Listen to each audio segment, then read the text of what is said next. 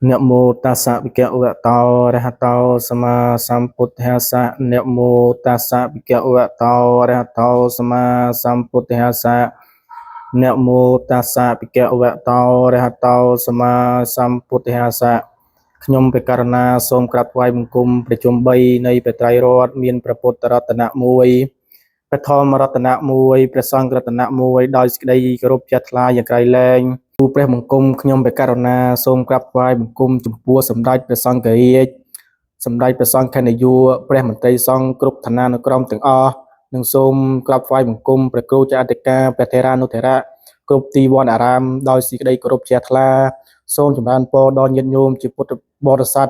ក្មេងចាស់ប្រុសស្រីទាំងអស់ដោយសេចក្តីរាប់អាននៅក្នុងគណៈវេលាឱកាសនេះទូលព្រះបង្គំខ្ញុំវិការណាអាត្មាភាពនឹងមានឱកាសបានអាននៅព្រះវិន័យ3ដកភាព1ត្រង់វេរញ្ញកម្មតអំពីសិលមុនដូចតទៅលំដាប់នោះព្រះសិរីបុត្រដ៏មានអាយុក្រោកចាកអាសនៈហើយធ្វើសម្ពុតឧត្តរាសង្ឃៀងស្មាម្ខាងប្រណម្យអញ្ជលីចំពោះព្រះដ៏មានព្រះភិក្ខហើយក្រាបទូលពាក្យនេះចំពោះព្រះដ៏មានព្រះភិក្ខថាសូមទ្រង់ព្រះមេត្តាប្រោសការនេះជាការគួរហើយបបិទ្ធព្រះសកុតការនេះជាការគួរដល់ព្រះដ៏មានព្រះភិក្ខជាម្ចាស់គួរបញ្ញត្តិសិក្ខាបទគួរសម្ដែងអាណាបាតិមោក្ខដល់សាវកទាំងឡាយព្រោះកិច្ចដូច្នេះហើយជាហេតុនឹងធ្វើឲ្យប្រមចរិយធម៌ថិតថេរអស់កាលអង្វែងទៅព្រះដ៏មានព្រះភិក្ខជាម្ចាស់ទ្រង់ត្រាស់ថាមនីសិរីបុត្រចូលអ្នកបងអង្គសិនមនីសិរីបុត្រចូលអ្នកបងអង្គសិនតថាគត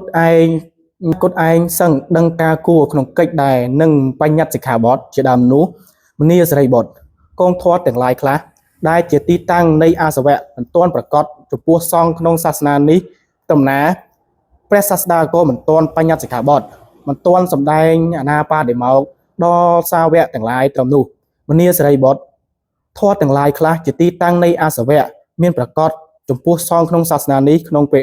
ងកាលណាទើបព្រះសាស្តាបញ្ញត្តិសិក្ខាបទសម្ដែងអាណាបាតិមោក្ខដល់សត្វអាណាបាតិមោក្ខដល់សាវកទាំងឡាយក្នុងកាលនោះ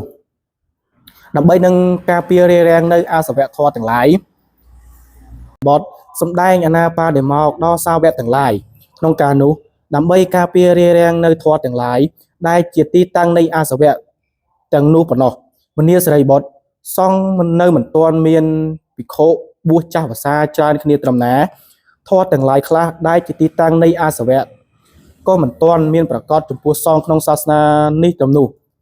មនីសិរីបុត្រម្យ៉ាងទៀតសង្ឃក៏មិនទាន់ម្យ៉ាងទៀតសង្ឃបានដល់នៅសេចក្តីចម្រើនមានភិក្ខុចាស់ភាសាច្រើនគ្នាក្នុងកាលណាធម៌ទាំងឡាយខ្លះដែលជាទីតាំងនៃអាសវៈក៏នឹងមានប្រកបចំពោះសង្ឃក្នុងសាសនានេះក្នុងកាលនោះទើបព្រះសាស្តាបញ្ញត្តិសិក្ខាបទសម្ដែងអាណាបាតិមោក្ខដល់សាវកទាំងឡាយដើម្បីការពាររារាំងធម៌ទាំងឡាយដែលជាទីតាំងនៃអាសវៈទាំងអបាននោះក្នុងការនោះឯងមនីសិរីបុត្រសង្ឃមិនទាន់បាននៅសេចក្តីចម្រើនមានសេចក្តីចម្រើនមានគ្នាច្រើនត្រឹមណាធម៌ទាំងឡាយខ្លះដែលជាទីតាំងនៃអាសវៈក៏មិនទាន់មានប្រកបចំពោះសង្ឃក្នុងសាសនានេះត្រឹមនោះមនីសិរីបុត្រម្យ៉ាងទៀតសង្ឃបានដល់នៅសេចក្តីចម្រើនមានគ្នាច្រើនក្នុងកាលណាធម៌ទាំងឡាយខ្លះដែលជាទីតាំងនៃអាសវៈ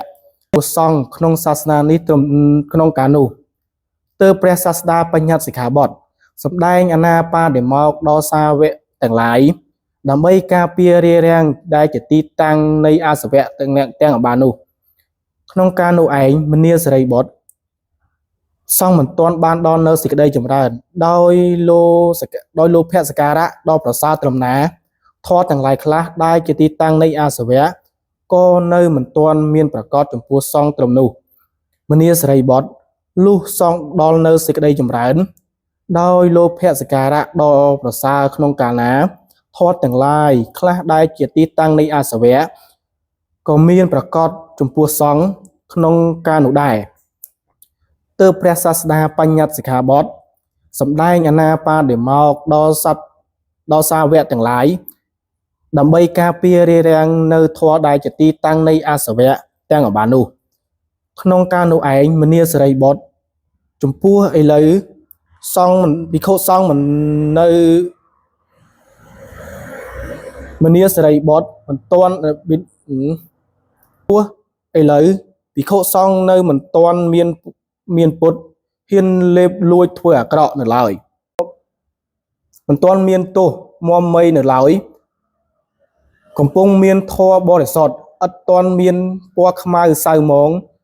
សុទ្ធសឹងតែភោរផង់ចិត្តចង់ថិតថេរនៅក្នុង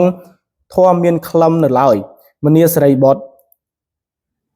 កណ្ដាលភិក្ខុទាំង500រូបនេះភិក្ខុដែលមានមគ្គផលយ៉ាងទាបចុងគេបំផុតនោះក៏គង់បានសម្រេចត្រឹមថ្នាក់សោតៈជាបុគ្គលទៀងទាត់លែងធ្លាក់ទៅក្នុងអបាយភូមិហើយនឹងបានត្រាស់នៅមគ្គផលតទៅទៀតជាប្រកបលុះដល់វេលាចេញភាសាហើយព្រះដ៏មានជោគទ្រង់ត្រាស់ហៅព្រះអានន្ទដ៏មានអាយុមកហើយមានព្រះបន្ទូលថាអានន្ទទំនៀមព្រះតថាគតទាំងឡាយបើអ្នកណាគេនិមន្តឲ្យនៅចាំភាសាហើយតែនៅមិនទាន់បានលាអ្នកនោះទេក៏មិនតបជៀសចេញពីទីនោះទៅកាន់ជនបទចរិតឡើយចរិតនេះជាទំនៀមរបស់ព្រះសកុត